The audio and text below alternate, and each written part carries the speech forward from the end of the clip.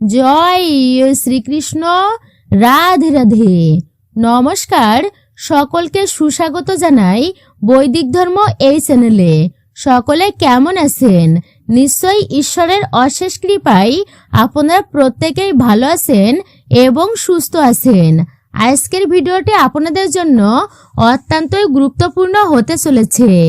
আপনারা অবশ্যই শ্রবণ করবেন। আজকে যে বিষয়ে আলোচনা করা হবে এবং তা হলো, আপনি নিজের সংসার যদি নিজে হাতে নষ্ট করতে না চান, তাহলে কোনো পরিস্থিতিতেই যাই হয়ে যাক না কেন, তুলসী গাছে এই একটি দিন কোনো মতেই আপনারা জল দেবেন না, নতুবা আপনারা নিজের বিপদ নিজেরাই ডেকে আনবেন। দেখুন, আপনারা এই ভিডিওটি অবশ্যই মনোযোগ সহকারে শ্রবণ করবেন। এই ভিডিওটি তৈরির মূল উদ্দেশ্য হলো, বেশ কিছুদিন আগে আমাকে আমার এক সাবস্ক্রাইব জিজ্ঞাসা করেছিলেন যে এমন কোন দিন আছে যেই দিনে তুলসী গাছে জল দেওয়া বা তুলসীর আরাধনা করা উচিত নয়। সেই সম্পর্কে যদি আপনি কিছু জানাতেন, তাহলে আমরা ভীষণভাবে উপকৃত হব। এবং সেই জন্যই আমি ওনাদের এই প্রশ্নের উত্তর দেওয়ার জন্য এই ছোট্ট ভিডিওটির মাধ্যমে আপনাদের সকলকে জানাতে চলেছি যে বিশেষ করে এই বিশেষ একটি দিন রয়েছে, যেই দিন তুলসী গাছে জল দেওয়া একেবারেই অনুচিত বলে বিবেচিত, শাস্ত্রে গণ্য করা হয়েছে। তো অবশ্যই আপনারা ভিডিওটি শুরু থেকে শেষ পর্যন্ত শ্রবণ করুন। তবে ভিডিওটি শুরু করার আগে প্রত্যেকের কাছে বিশেষভাবে অনুরোধ জানাচ্ছি, ভিডিওটি দেখে যদি আপনারা উপকৃত এবং সমৃদ্ধ হন, তাহলে ভিডিওতে অবশ্যই একটি লাইক করে নিজেরা আপনজনদের সাথে অবশ্যই শেয়ার করে দেবেন। এবং ভিডিওটি দেখে উপকৃত যদি হন, তাহলে অবশ্যই চ্যানেলটি সাবস্ক্রাইব করে আপনারা অবশ্যই এই চ্যানেলের পাশেই থাকবেন। বিশেষ করে বেল আইকনটি আপনারা নোটিফিকেশন বেল আইকনটি আপনারা অন করে রাখবেন। নমস্কার, সবাইকে সুস্বাগত জানাই আমাদের বৈদিক ধর্ম তথা সনাতন ধর্মীয় তথ্যমূলক এই চ্যানেলে। সকলে নিশ্চয়ই ঈশ্বরের অশেষ কৃপায় ভালো আছেন, সুস্থ আছেন। তো অবশ্যই সকলে ভিডিওটি আপনারা ভক্তিতে শ্রবণ করুন। ভিডিওটি শুরু থেকে শেষ পর্যন্ত আপনারা মনোযোগ সহকারে শ্রবণ করুন। অনেক গুরুত্বপূর্ণ তথ্য থাকছে আপনাদের জন্য। আমি এরকমই সনাতন ধর্মের গুরুত্বপূর্ণ বিষয়গুলি আপনাদের সামনে উপস্থাপন করি, শেয়ার করি।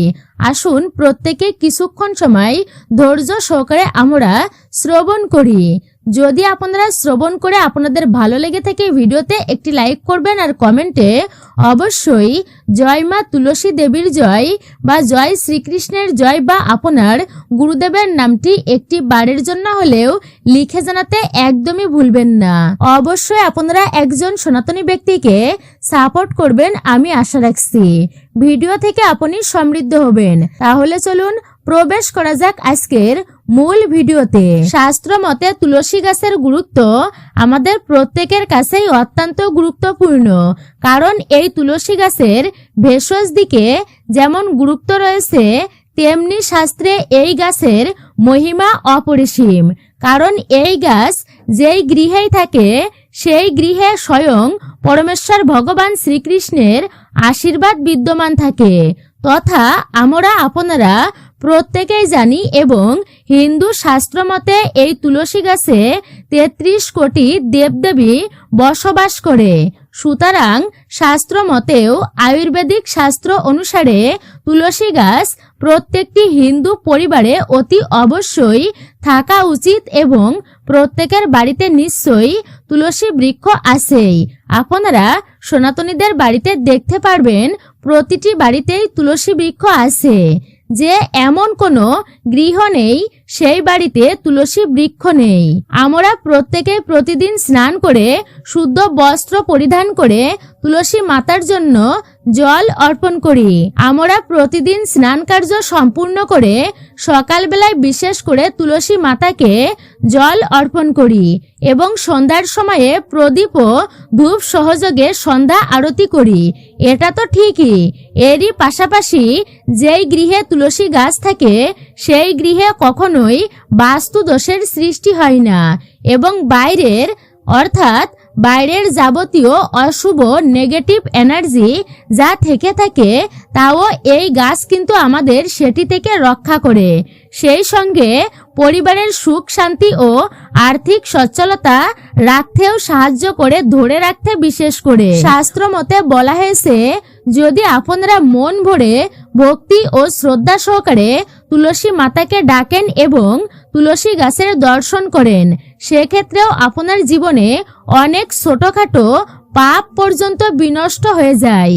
আবার অন্যদিকে আপনারা নিজেরাই দেখবেন অনেক প্রকারের যত্ন নেবার পরেও যদি আপনার গৃহের তুলসী গাছ বারংবার শুকিয়ে যেতে শুরু করে বা তুলসী গাছের পাতা হলুদ বর্ণ ধারণ করে, তাহলে সেক্ষেত্রে আপনাদের বুঝতে হবে আপনাদের গৃহে কোনো না কোনো নেগেটিভ এনার্জি বিপুল পরিমাণে সৃষ্টি হচ্ছে এবং আপনার গৃহের উপর সেটির প্রভাব অতিরিক্ত মাত্রায় পড়েছে।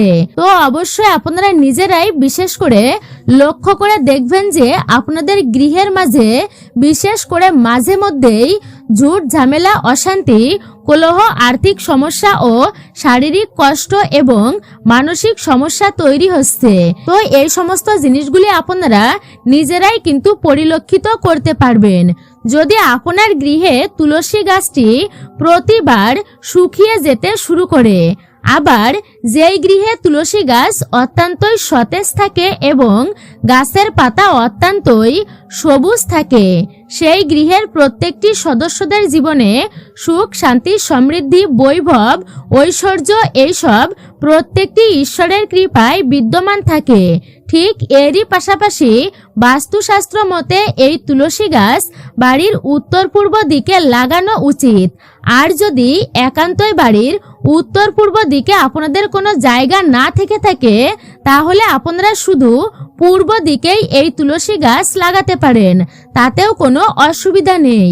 অন্যদিকে যে গৃহে তুলসী গাছ রয়েছে সেই গৃহের সদস্যদের অবশ্যই প্রতিদিন স্নান করে তুলসী গাছে জল অর্পণ করা উচিত এবং প্রতিদিন সন্ধ্যার সময় শুদ্ধ ঘিয়ের প্রদীপ অবশ্যই তুলসী মাতার উদ্দেশ্যে আপনারা অর্পণ করবেন। এবং একটি কথা আপনারা বিশেষ করে মনে রাখবেন যে চন্দ্রগ্রহণ এবং সূর্যগ্রহণ আর বিশেষ করে একাদশী, দ্বাদশী, পূর্ণিমা, অমাবস্যা এই দিনগুলোতে তুলসী গাছে ভুল করেও হাত দেবেন না। তারই সঙ্গে সঙ্গে এমনকি আপনারা তুলসী পাতাতেও হাত দেবেন না বা ছিঁড়বেন না তুলসী পত্র এই দিনগুলিতে।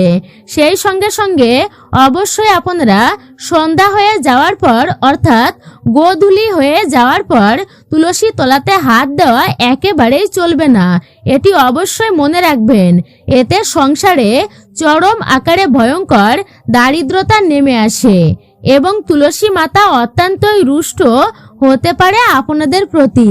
এরপর আমি আপনাদেরকে জানিয়ে দেব বিশেষ করে কোন সেই বিশেষ দিনে তুলসী গাছে জল অর্পণ করা একেবারেই উচিত নয়, সেই সম্পর্কে আপনারা অবশ্যই জানুন। আপনারা ভুল করেও একাদশীর দিন তুলসী গাছে জল দেবেন না বা সন্ধ্যার সময় ধূপ ও প্রদীপ আপনারা জ্বালবেন না। হিন্দু শাস্ত্র মতে এই একাদশীর দিন মাতা তুলসী মহারানী প্রভু নারায়ণ অর্থাৎ পরমেশ্বর ভগবান শ্রীহরির জন্য নির্জলা উপবাস করেন। সুতরাং এই দিন যদি আপনারা তুলসী গাছে জল অর্পণ করেন, তাহলে মাতা তুলসী মহারানী আপনার প্রতি অত্যন্তই রাগান্বিত হবেন। ফলস্বরূপ যদি আপনারা এই ভুল করে থাকেন, তাহলে আপনার জীবনে নেমে আসবে চরম ভয়ঙ্কর দারিদ্রতা। হ্যাঁ, অবশ্যই ভয়ঙ্কর আর্থিক সংকট নেমে আসবে। সেই সঙ্গে সঙ্গে নানান দিক থেকে নানান সমস্যায় কিন্তু আপনাকে পড়তে হতে পারে। সর্বোপরি আপনার গৃহে চরম বাস্তু দোষের সৃষ্টি হতে পারে। সেই জন্য ভুল করেও আপনারা একাদশীর দিন তুলসী মহারানীকে কখনোই জল অর্পণ করবেন না। এটা একেবারেই করা উচিত নয়। এর ফলে দুঃখ, কষ্ট, দারিদ্রতা এবং নেতিবাচক শক্তি আপনার গৃহে প্রবেশ করবে। যদি আপনারা এই কাজটি করে থাকেন এবং আপনার সাজানো সংসার একেবারেই ধ্বংস হয়ে যেতে পারে। সুতরাং যদি নিজের ভালো চান, আপনারা নিজের পরিবারের মঙ্গল চান যদি আপনি, তাহলে কোনোভাবেই কোনো পরিস্থিতিতেই তুলসী গাছে একাদশীর দিন জল অর্পণ করবেন না। তুলসী মহারানীকে যদি প্রসন্ন করা হয় তাহলে ভগবান বিষ্ণুও অত্যন্তই প্রসন্ন হয়। আর এই তুলসী দেবী মানে লক্ষ্মীর অংশস্বরূপা লক্ষ্মীও তার ঘরে সর্বদাই অটুট থাকেন। যে সমস্ত ভক্তেরা তুলসী দেবীর অবশ্যই সেবা পরিচর্যা অর্চনা করে থাকেন, সেই ভক্তের ঘরে মা লক্ষ্মী স্থিত থাকেন এবং সেই গৃহে কখনোই অভাব অনটন দারিদ্রতা তার করাল ছায়া এসে পড়ে না। তো অবশ্যই আপনারা জেনে নেবেন এইবার তুলসী মহারানীকে সেবা করার সময় কোন কোন ভুল একেবারেই করা চলবে না। আমি সবার প্রথমে আপনাদেরকে জানিয়ে রাখি যে তুলসী মহারানীকে সেবা করার সময় কোন কোন ভুল আমাদের একদমই করা উচিত নয়, এবং তারপর আমরা জেনে নেব কোন কোন জিনিস অর্পণ করা উচিত প্রতিদিন তুলসী দেবীকে, যাতে তুলসী মহারানী খুবই প্রসন্ন হয়। সবার প্রথমে বলা হয়েছে যে পদ্মপাতার জলের মতো যদি কোনো ব্যক্তি পাপে নিমগ্ন থাকে, এটা একটা শাস্ত্রের কথা। যে ব্যক্তি প্রতিদিন তুলসী মাতার সেবা পূজা অর্চনা করে তার সমস্ত পাপ অর্থাৎ পদ্মপাতার জলের মতো যেমন স্থিরভাবে থাকতে পারে না পদ্মপাতায় জল, তেমনি বলা হয়েছে সেই ব্যক্তিকে কোনো পাপই স্পর্শ করতে পারে না। এটা কিন্তু খুবই একটা গুরুত্বপূর্ণ বিষয়। এরপর কেশবপ্রিয়া তুলসী পত্র দিয়ে শ্রীহরির সেবা পূজা অর্চনা করলে সেই ব্যক্তির থেকে যমদূত দূরে পালায়।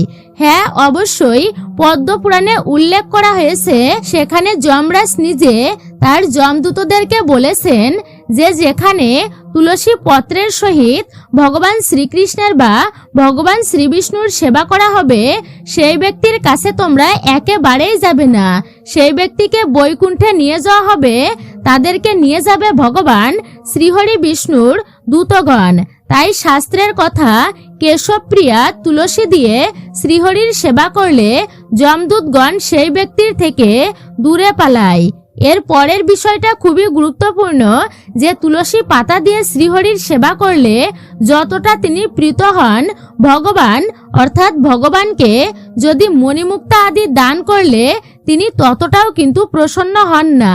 তাহলে তিনি ততটাই প্রসন্ন হন একটি তুলসী পত্র অর্পণ করার মাধ্যমে। যতটা তিনি মণিমুক্তা আদি দান করলে তার থেকে অধিক প্রসন্ন হয় একটি মাত্র তুলসী পত্র যদি কোনো ব্যক্তি ভক্তির সহিত জলের সহিত যদি ভগবান শ্রীহরিকে অর্পণ করতে পারে। তাহলে একবার ভেবেই দেখুন তুলসী পত্রের কতটা গুরুত্বপূর্ণ বলা হয়েছে শাস্ত্রে। একটি গুরুত্বপূর্ণ বিষয় উঠে আসে যে আমরা ভাবি যে আমরা অনেক সুন্দর করে টাকা পয়সা খরচ করে জাঁকজমকভাবে পূজা অর্চনা দিলেই ভগবান নিশ্চয়ই প্রসন্ন হবেন। এটা একটা ভুল ধারণা যে টাকা পয়সা থাকলে বা টাকা পয়সা না থাকলে ভগবানের সেবা অর্চনা করা যায় না। তো অবশ্যই ভগবানকে সেবা করার জন্য মণিমুক্তা আদির দরকার নেই, শুধু মনটা হলেই যথেষ্ট। কারণ তুমি ভগবানকে কতটা দিয়েছো সেটা ভগবান দেখবেন না, এবং দেখবেন আপনি কতটা আপনার নিজের কাছে আপনি রেখে দিয়েছেন, সেটাই হচ্ছে ভগবান দেখেন। আর আপনি যদি আপনার হৃদয়ের অন্তর থেকে তুলসী পত্র সহিত ভগবানকে একটু জল অর্পণ করেন, তাহলে তাতেই কিন্তু এতটা সন্তুষ্ট হয়ে যাবেন ভগবান, যতটা সন্তুষ্ট মণিমুক্তাদি দিলেও ভগবান তিনি প্রীত হন না। ভগবান ধনে প্রীত হন না, ভগবান প্রীত হন মানুষের ভালোবাসায়। এরপর শাস্ত্রে উল্লেখ হয়েছে যে তুলসী গাছ বাস্তুর মধ্যে মারা গেলে আপনারা কি করবেন। এটা কিন্তু একটা গুরুত্বপূর্ণ বিষয়, আমাদের প্রত্যেকের জন্য অবশ্যই জানা উচিত। আপনার গৃহের মধ্যে তুলসী গাছ মারা যায় তাহলে সেটা বাড়ির জন্য অমঙ্গল। কেন সেই বাড়ির তুলসী বৃক্ষ অবহেলিত অবস্থায় রয়েছে, তাই আপনারা একটু সাবধান এবং সতর্ক থাকবেন। অবশ্যই কোনোভাবেই যেন তুলসী বৃক্ষ মারা না যায় আপনাদের দোষে, সেটি অবশ্যই কিন্তু আপনারা বিশেষভাবে সতর্ক থাকবেন। তবে প্রকৃতির নিয়মে যদি শুকিয়ে যায় তা কিন্তু ভিন্ন বিষয়। যদি এরকমটা হয় তুলসী গাছ বারবার আপনার গৃহের মধ্যে মারা যায়, তাহলে সুন্দর করে তার পরিচর্যা করবেন, প্রতিদিন জল অর্পণ করবেন। আর এটা কিন্তু খুবই একটা গুরুত্বপূর্ণ বিষয়। আর যদি অনেক সেবা করার পরেও তুলসী বৃক্ষ মারা যায়, তাহলে সেক্ষেত্রে আমি এক বৈষ্ণবের মুখ থেকে শ্রবণ করেছি, তাহলে আপনি কিছু বৈষ্ণবকে ভজন করাবেন এবং ভগবান নৃসিংহদেবের পূজা অর্চনা করে প্রার্থনা করবেন এবং তুলসী মহারানীর কাছে ক্ষমা প্রার্থনা করবেন। এতে তুলসী মহারানী অবশ্যই আপনাকে ক্ষমা করে দেবেন। এরপর ধীরে ধীরে তুলসী মহারানীর সেবা ও পরিচর্যা করলে আস্তে আস্তে আবার সুন্দরভাবে কিন্তু তুলসী মহারানী সতেজ ও সুন্দর থাকবে আপনার গৃহে। এরপর শাস্ত্রে উল্লেখ করা হয়েছে যে তুলসী মহারানীকে স্পর্শ করলে কি, হ্যাঁ অবশ্যই তুলসী মহারানীকে স্পর্শ করলে সেই ব্যক্তির সমস্ত পাপ দূরীভূত হয়ে যায়। আয়ুর্বেদ শাস্ত্রের কথা, তুলসী বৃক্ষের ঘ্রাণ নিলেও সেই ব্যক্তি অনেক রোগ থেকে নিরাময় হতে পারে। এমনকি তুলসী মহারানীকে যদি প্রতিদিন প্রদক্ষিণ করা হয়, তাহলে ব্রহ্মা হত্যা জনিত পাপও সুনিশ্চিতভাবে দূরীভূত হয়ে যায়। তাহলে অবশ্যই আপনারা নিশ্চয়ই বুঝতেই পেরেছেন তুলসী মহারানীর কতটা মহিমা। জয় শ্রীকৃষ্ণ, রাধে রাধে। তো মূলত এটাই ছিল আমাদের বৈদিক ধর্ম চ্যানেলের আজকের মূল্যবান ভিডিওটি আপনার কাছে কেমন লেগেছে অবশ্যই আপনার মূল্যবান মতামত জানাতে একদমই ভুলবেন না। আপনার মূল্যবান মতামত আমার কাছে মহামূল্যবান। অবশ্যই আপনি আপনার মতামত জানাবেন কমেন্ট বক্সে। যদি ভালো লেগে থাকে তাহলে ভিডিওতে একটি লাইক করবেন এবং একজন সনাতনী বোনকে অবশ্যই আপনি সাপোর্ট করবেন যদি আপনি একজন সনাতনী ব্যক্তি হয়ে থাকেন। পাশে থাকার নোটিফিকেশন বেল আইকনটি অন করবেন, চ্যানেলটি অবশ্যই সাবস্ক্রাইব করে রাখবেন। ভিডিও থেকে নিশ্চয়ই আপনি উপকৃত এবং সমৃদ্ধ হয়েছেন। সকলে ভালো থাকুন, সুস্থ থাকুন, পরম করুণাময় ঈশ্বরের অশেষ কৃপায়। আবারও আপনাদের সাথে কথা হবে নতুন কোনো ভিডিওর প্রসঙ্গে।